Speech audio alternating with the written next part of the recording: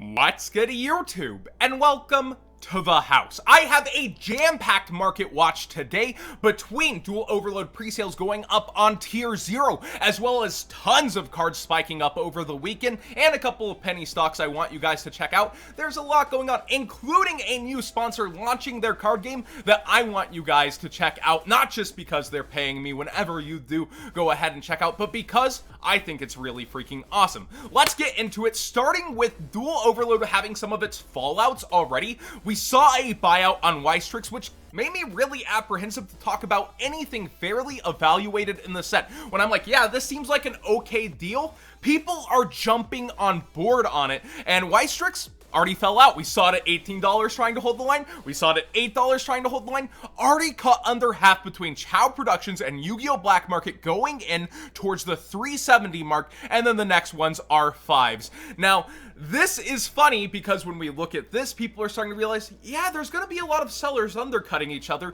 Let's go for the other things on market that can't self-replenish in time for the WCQ.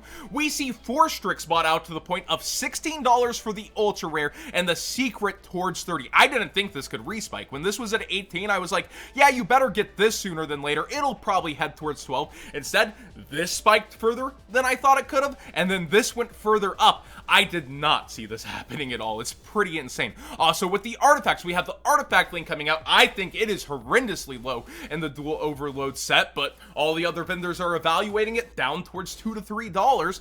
Artifact Sanctum towards 15s and a couple of lowers on market, but I'm pretty sure they're not near mint. Yeah, we see the first near mint ones near that $15 mark as well here. So people are looking everywhere for every little piece that hasn't been reprinted and isn't going to get a reprint in time for the WCQ for their strategy. Artifact Ignition is up towards $5 even for the mega pack version, and we see the ultra rare out of Primal Origin towards $8. I stumbled on this buyout live on stream last night, by the way, because people were like, MST could be meta with the artifact link, and I was like, no, they have their in archetype spell that's actually better for them, especially with how the link monster works. And I take a looky-loo, this is the price it was at on stream last night. It's pretty crazy how things are just getting slurped off the market because they don't have multiple printings. Rogue cost more than ever, and you're kind of stuck choosing and going in like not waiting, not holding up. I have time to get these cards. It doesn't feel that way for anything that doesn't have a reprint for the WCQ season. Get your money right and get the cards you're after. Now, speaking of a card game that has a secondary market on the mind, Eternia is really awesome. Have you ever watched a fighting game tournament run by a fighting game player who has his head on straight?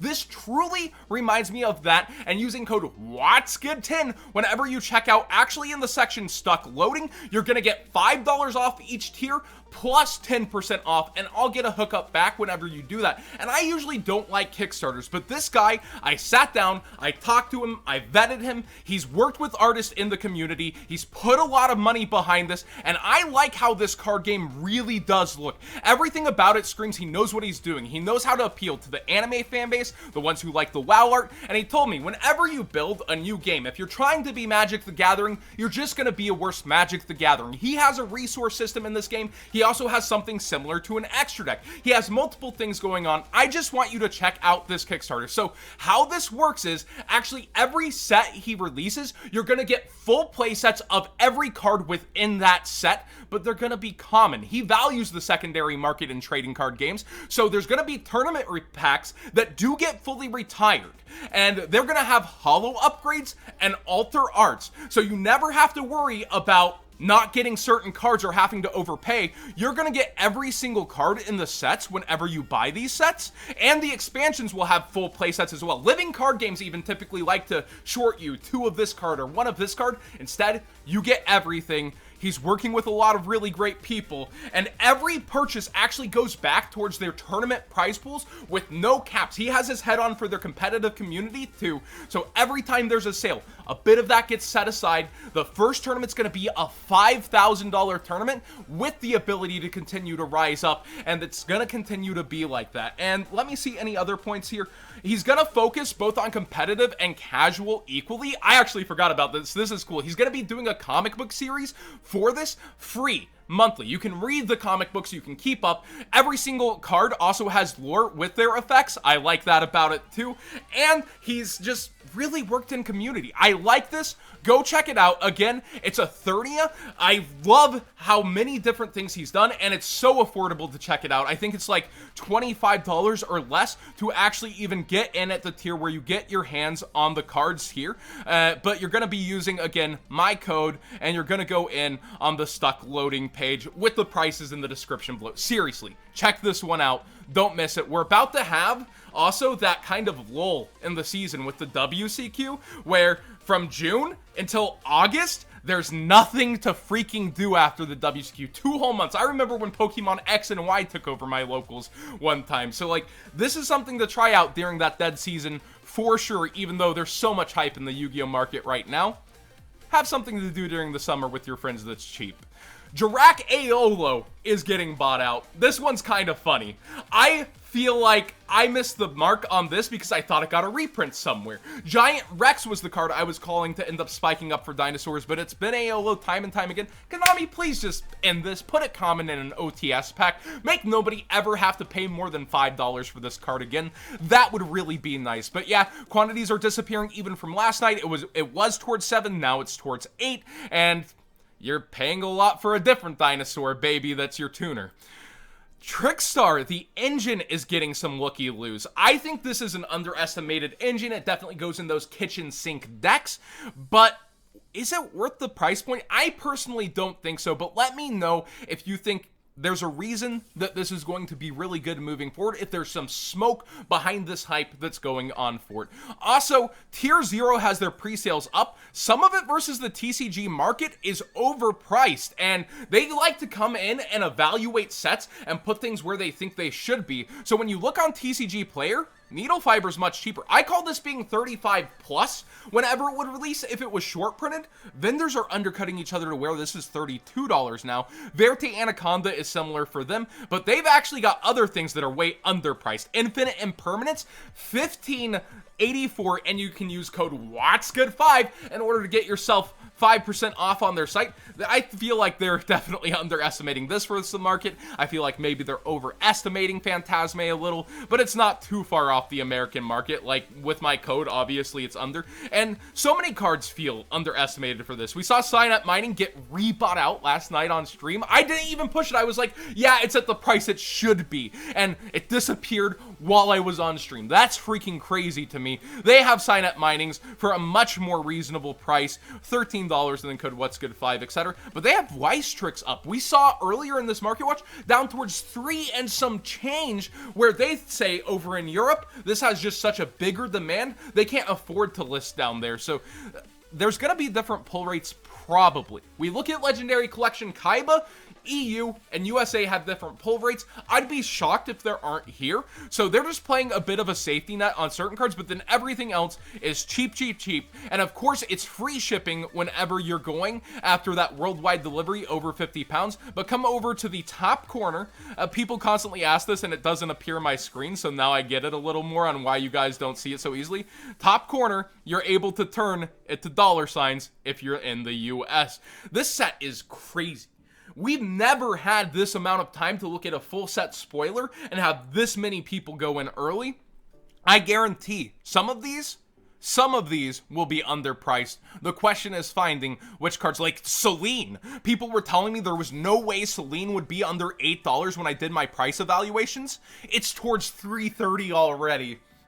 It's like I take estimated value pulled, whatever's going to be torn up open by vendors, and them cutting each other under the rug versus what you can actually get per case. That's where the money comes in. I'm not telling you your deck is trash by telling you the cards are going to be cheap.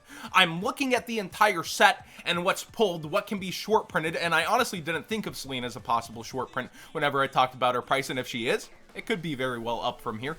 But looking at the set, I'm looking at how the vendors are going to rip each other open within a week and a half, and a lot of these prices will be down even from where they're at. well, a couple of them are going to rise. Sea Monster of Theseus, I think, is actually an interesting penny stock at this point, and by penny stock, it's been getting slurped off the market. There were many more last night, and there's still plenty of Raging Tempest versions, so like Megatons somehow disappear quicker at times, but I think being a zombie tuner with instant fusion still fully in the metagame, I don't think it's going to get touched on the F and L list. They still have to sell Millennium Eyes Restrict down the road. I think you're going to see Jerome finally get a little bit of his wish and see this in the metagame, so I'd have yours sooner than later. I was even joking, it's like, we aren't going to give you the reprint you deserve. We reprinted Foolish Burial Goods in the ground, you made fun of Sea Monster of Theseus, you pay for whatever price he ends up at. I really feel like Jerome might feel that way. Righty Driver and Lefty Driver, these are interesting cards. The only thing I don't like is that it has to be normal summon, but my stream was talking about them as a penny stock. I feel like this holds it back in the Syncro decks though, so it's one I would actually kind of stay away from, even though it could get some gas. If you believe it, feel free to go in using code, not code, my TCG player link in past descriptions because it won't be in this one. But seriously, with these cards, I'd personally, I just don't feel it, because you want your cards in Syncro decks to be good at any time you draw them, because every draw can matter to you extending your combo, especially through hand traps, and I just feel like having to commit to normal summons isn't the best thing in the world. Lullaby of Obedience, as metas change and shift, I think can be good again. People are gonna be like, oh, it's like ruined like Mind Crush. You have to trust your opponent, but you don't want to get banned from Yu-Gi-Oh! Forever for having a card that was called out properly. So I still believe in this card. I think it was towards 15 to 20 at one point in its life. It only has one reprint. This is an interesting penny stock to keep an eye on. Also, the Plunder Patrols, I feel like these are way too low. Whoever's selling them these low, they're giving away free profit. Even though the secret rares are overprinted and we have the fear of Vindred 2.0, FA 2.0, UA 2.0, I cannot see this deck failing with its initial standing, but you're still gambling, you're still speculating by going in. Have your playsets or more of these low-end cards for this that are secret rare, because even overprinted, we've seen Avermax is an overprinted secret rare. Look at his price now. Think of what these could go to if Plunder Patrol actually ends up rocking the meta, because it's the X factor for our WCQ season. Besides the Toon Chaos set, we don't know what's in there, but this is definitely what we don't know versus the OCG, and this deck's more well put together as a whole than I could have ever anticipated. I played against it on Dueling Book and I was like, oh, that's what you do when you're good with this deck. And it gave me a run for my money. Lightning Chidori and Marvelous is up. It's Marvel, baby, speaking of fighting games. I really like where these go, like in terms of cards and Yu-Gi-Oh! History and their ability. Like, this is a great instant fusion target. This is actually a really good card, but the ultimate rare is seeing a buyout right now, or a price spike. We see it towards $8, which has happened to it several times in history versus its $6 market price. And Marvelous, well, it's just straight out of stock. I think this is more for the Submorg link than everything. At first, my chat was like, Raid Raptors, and like, you need darks for that. Oh, the Submorg stuff makes a lot more sense to me. So again, those dual overload buyouts do seem to be going around. Gaga Cowboy Ultimate Rare bought out to the point of $40 freaking dollars. Wow, Trith, gang. That's all I have to say about that one. I didn't see a rebuyout on Gaga Cowboy coming. Demise of the Land is up towards $10 for near mint copies, period. You Mystic Mind players, you really just want replenish this on the market. I don't think the card's worth it. I don't like this card, but if you're a Mystic Mind player, I'm glad you have to pay at least a little something for your stall deck. Mist Valley Apex Avian has an infinite negate loop. I know Robbie Cole featured it on his channel lately, but it's been around since a while, and now it's really getting some steam towards it. You still have the supers at Out of Shadows and Valhalla as a great penny stock for you to pick up, of course using that TCG player link in past videos. And you also have the secret rare and the dual terminal spiking versus what they were. I like the secret a lot. I like it more than the dual terminal, so if you're stuck on higher rarity, I personally would go towards this, but I think the DT will be slower to fall out. Also, speaking of a similar card, Mist Valley Thunderbird's been getting a lot of gas. I think this is hilarious that a card this old with only one printing, people are giving such a hard look. When this face-up card is returned from the field to your hand, special summon this card. During the turn, this card special summon this way, it can't attack. Like, I'm pretty sure it's some kind of loop. I need to educate myself, so let me know in the comment section down below what you're using this for. I actually need to watch the infinite loop with this. I don't know if it involves this. Let me know everything about that, and I'm gonna go watch Robbie's video after this. Bottomless Trap Hole. CP is finally seeing a price spike. Somebody actually told me they used my link to get a couple, and it's taken a long time versus when I featured it to even baby bump up on TCG Player. We see it's towards 90 when it was 70, 80, but I want to point out over on eBay, this is the lowest listing. This version from Australia that is near mint, and it even says used up top before it says near mint down here. So when I look around eBay, they're even more expensive. This is a card that I was surprised has as low of a price point as it does, but during this season, while people are looking, what's going to be reprinted in Battles of Legend? What's going to be reprinted in the Megatons? They're going to be looking for safe investments to turn their cards into, and I think this is one of the perfect cards to head towards, along with other collectibles, like Retro Pack is starting to feel undervalued in certain places. I would be going ahead, trading your extra things that are up for reprints during the future seasons, as long as you're not heading towards the world's YCS, aka Minneapolis, which I personally will be seeing you guys there at. That being said, thank you for watching today's Market Watch. Be sure to check this out. I know it's a paid sponsorship. I know Kickstarter is not the most favorite thing in a lot of people's minds, but I really want you to give this a look. Being able to get entire sets to play with each other, like $50, can get you two full sets, and actually with my discounts, let me see what that comes down to. I think the bronze edition here is $40.50. So like there's many different things that you can go ahead and go in on with this Kickstarter, and I have a lot of faith in where this card game can take off. They're gonna have full metal extra deck cards, a lot of things, and they value their secondary market. This guy, he's very big brain, and I'll be personally playing this during the off season. I'm gonna take a couple of days to go ahead and maybe sit down with Billy and take a look. So I really like this, and I think you should check it out. Again, subscribe if you haven't already, give this video a thumbs up if you enjoyed it, and check this out in the description down below.